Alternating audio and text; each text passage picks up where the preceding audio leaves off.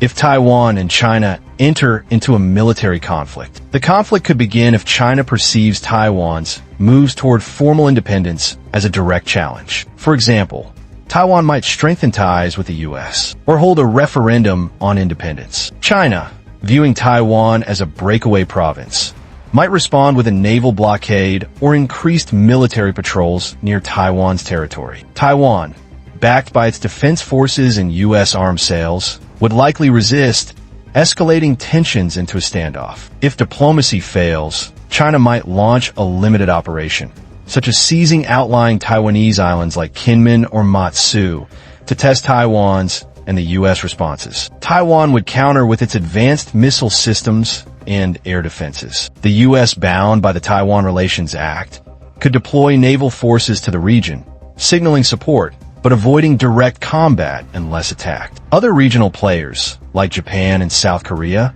might impose sanctions on China, while Russia could provide diplomatic or material support to Beijing. The conflict would disrupt global trade, especially in the Taiwan Strait, a critical shipping route for oil and goods. Stock markets could crash, and supply chains for tech products, like semiconductors, where Taiwan dominates, would stall. The UN might call for ceasefire talks, but permanent members like the US and China would likely veto resolutions, prolonging the crisis. The war wouldn't likely result in a clear winner. China's larger military might give it an advantage, but Taiwan's geography, U.S. support, and international pressure could stalemate the conflict. Both sides might agree to de-escalate through back-channel negotiations, possibly mediated by neutral countries like Singapore. A fragile status quo could return, with Taiwan maintaining de facto independence but under closer Chinese scrutiny.